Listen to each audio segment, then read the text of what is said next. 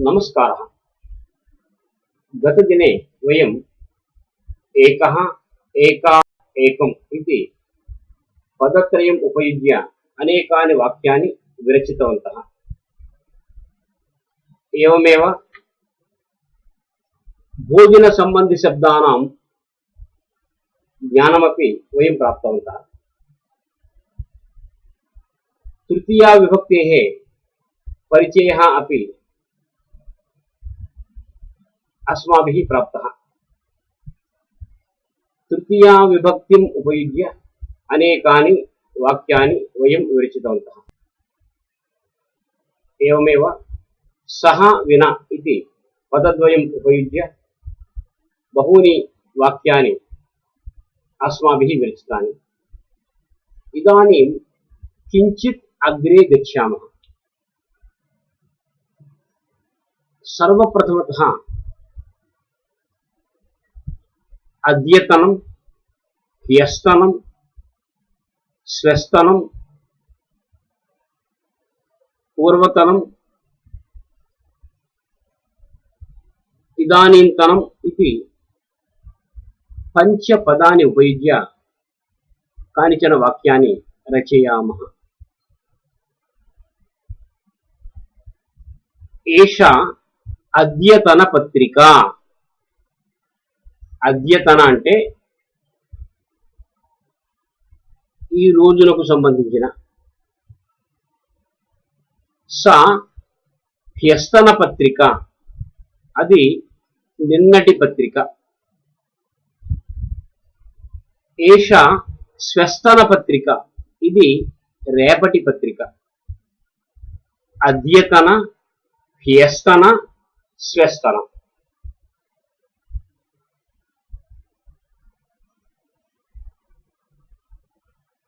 अहं ह्यस्तन परीक्षां सम्यक् लिखितवान्। अद्यतन परीक्षां सम्यक् लिखामि। स्वस्थन परीक्षां अपि सम्यक् लेखिष्यामि। ह्यस्तन, अद्यतन, स्वस्थन.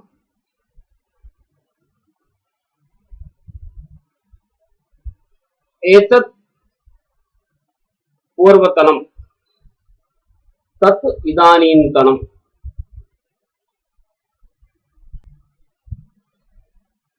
एतत् भवनं पूर्वतनं, तत् इदानीन्तनं भवनम्.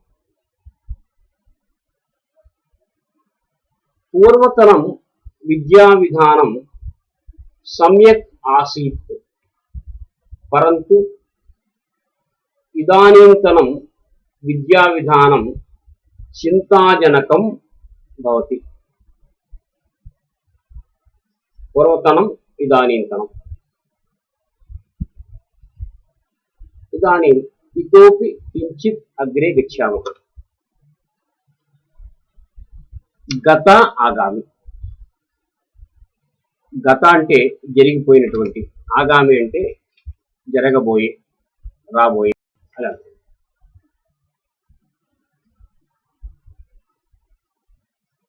అహం గతదినే ఆంగ్ల పరీక్షాం లిఖితవాన్. అహం ఆగామి దినే विज्ञान शास्त्र परीक्षां लेखिष्यामि. गत दिने, आगामी दिने. गत, आगामी. गत दिने सभा न आसीत्. सा सभा आगामी दिने भविष्यति. నిన్నటి రోజున సభ జరగలేదు, ఆ సభ రేపు జరుగుతుంది. గత సప్తాహే उत्सवस्य आरम्भः अभवत्। तस्य उत्सवस्य समाप्तिः ఆగామి సప్తాహే భవిష్యత్తు. క్రిందటి వారం ఉత్సవం యొక్క ప్రారంభం జరిగింది. ఆ ఉత్సవం రాబోయే సప్తాహంలో ముగుస్తుంది. గత పరీక్షాం అహం సమ్యక్ న లిఖితవాన్. ఆగామి పరీక్షాం సమ్యక్ లేఖితుం అహం ప్రయత్నం కరిష్యామి. గత పరీక్ష నేను సరిగ్గా రాయలేకపోయాను. రాబోయే పరీక్ష బాగా రాయడానికి నేను ప్రయత్నం చేస్తాను. గత పరీక్షాం అహం సమ్యక్ న లిఖితవాన్. ఆగామి పరీక్షాం సమ్యక్ లేఖితుం ప్రయత్నం కరిష్యామి. ఈ విధంగా గత ఆగామి అనే పదాలు ఉపయోగించి మీరు స్వేచ్ఛగా కొన్ని వాక్యాలు తయారు చేయడానికి ప్రయత్నం చేయండి. ఇప్పుడు మరికొంచెం ముందుగా యదా తదా. యదా మేఘః ఆగచ్చతి తదా వర్షః ఆగచ్చతి. యదా విద్యుత్ ఆగచ్చతి తదా దీపః జ్వలతి.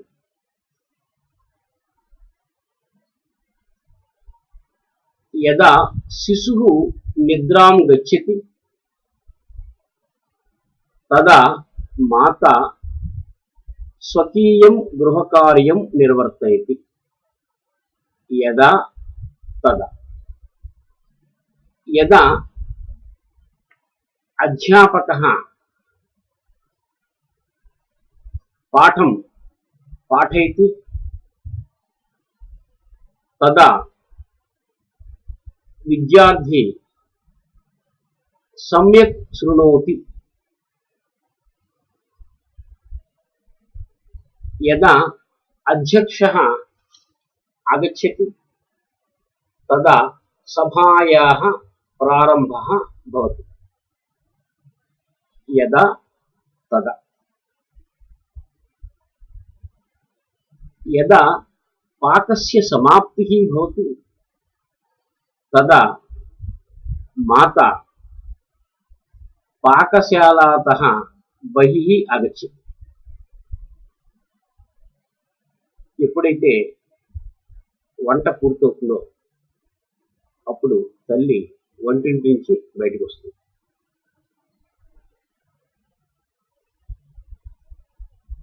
యదా పిత కార్యాలయతః గృహం ఆగచ్చతి తదా మమ కృతే పుస్తకాన్ని ఆనయతి. ఈ విధంగా యదా తదా అని రెండు పదాలు ఉపయోగించి మనం వాక్య రచన చేయొచ్చు. యదా తదా. మీరు కూడా స్వయంగా కొన్ని వాక్యాలు రచించడానికి ప్రయత్నం చేయండి. ఇక తరువాత అంశం స్మ అనేటువంటి. ఈ స్మ అనేటువంటి పదం భూతకాలంలో వాడతారు. భూతకాలంలో జరిగినటువంటి సంఘటనను కానీ అనుభవాన్ని కానీ మనం గుర్తు చేసుకున్నప్పుడు కానీ ఇతరులకు వర్ణించినప్పుడు చెప్పినప్పుడు కానీ ఈ స్మ అనేటువంటి పదాన్ని వాడతాం. ఆంగ్లంలో యూజ్డ్ టు అని ఉపయోగించి ఈ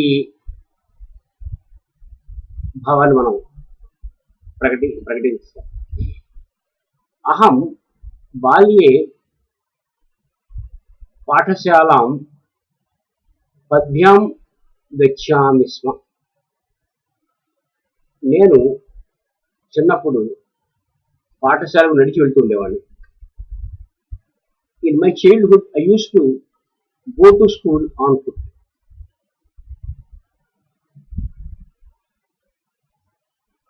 మమ సోదరేణ సహ అహం క్రీడామి స్మ. నేను మా అన్నయ్యతో ఆడుతూ ఉండేవాడిని. I use to play with my brother. మమ పిత మాం పాఠయతి స్మ. నా తండ్రి గారు నాకు పాఠాలు చెప్తుండేవారు. My father use to teach me.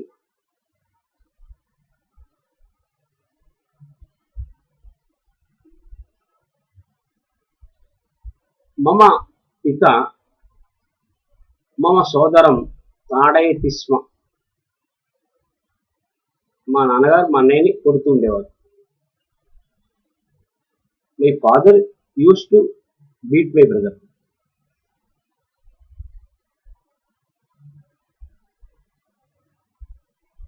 మమ పిత పరీక్షార్థం మాం పాఠశాలాం ప్రేషయతి స్మ. మా నాన్నగారు పరీక్ష రాయడం కోసం నన్ను స్కూల్కి పంపిస్తుండేవారు. My father uses to send me to school to write examinations. ఈ విధంగా స్మ అనేటువంటి పదాన్ని ఉపయోగించి మనం వాక్యం చేయొచ్చు. అహం పఠామి స్మ, సహ పఠతి స్మ, తే గచ్చంతి స్మ, బాలకాః క్రీడాంగణే క్రీడంతి స్మ. ఈ విధంగా స్మ అనేటువంటి పదాన్ని ఉపయోగించి ఎన్నో వాక్యాలను తయారు చేయొచ్చు.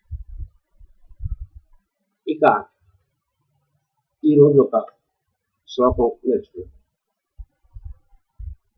కస్మైచిత్ ఉపకృతం చేత్ ప్రతికుర్యాత్ స కదేతి న విశంక్యం దదతేహి నారికేళాః పాదైః పీతం పయస్వయం మూర్ధ్నా. కస్మైచిత్ ఉపకృతం చేత్ ప్రతికుర్యాత్ స కదేతి న విశంక్యం. కస్మైచిత్ అంటే ఎవరికైనా ఉపకృతం చేత్ ఉపకారం చేసినట్లయితే సహా ఆ వ్యక్తి ప్రతికుర్యాత్ మనకి తిరిగి ఉపకారం చేయాలి ఇది అని నా విశంక్యం మనము ఆలోచించరాదు. ఎవరైనా కనుక మనకు ఉపకారం చేస్తే ఆ వ్యక్తి మనకి ఎప్పుడైనా ఉపకారం చేయాలి అని మనం భావించరాదు. అతను చేయొచ్చు, చేయకపోవచ్చు, అది వేరే విషయం. ఇక ఈ విషయాన్ని ఎంత చక్కగా సమర్థిస్తున్నాడు చూడండి. దదతేహి నారికేళాః పాదైః పీతం పయః స్వయం మూర్ధ్నా. కొబ్బరి చెట్లు నీటిని తమంతట తామే సంపాదించుకుని ఆ నీటిని కాయల ద్వారా ఇతరులకు అందజేస్తున్నాయి. అంతేగాని కాయలు ఇతరులకు ఇచ్చేటప్పుడు ఇతడు నాకు నీరు పోసాడా లేకపోతే మరి ఎప్పుడైనా పోస్తాడా అని ఆలోచించారు. తమంతట తాము నీటిని సంపాదించి ఇతరులకు అందిస్తాయి. అలాగే మానవుడు ఇతరులకు ఉపకారం చేసేటప్పుడు ఆ వ్యక్తి మళ్ళీ ఇతనికి ఎప్పుడైనా ఉపకారం చేస్తాడా చెయ్యడా అని ఆలోచించి ఉపకారం చేయకూడదు. మనం ఉపకారం చేయడమే ధర్మంగా భావించి ఉపకారం చేస్తుండాలి. ఇక ఈ శ్లోకాన్ని మరొకసారి తెలుసుకున్నాం. కస్మైచిద్ ఉపకృతం చేత్ ప్రతికుర్యాత్ స కదేతి న విశంక్యం దదతేహి నారికేళాః పాదైః పీతం పయస్వయం మూర్ధ్నా. ఇక మిగిలిన అంశాలు వచ్చే పాఠంలో చూద్దాం. అంతవరకు సెలవు.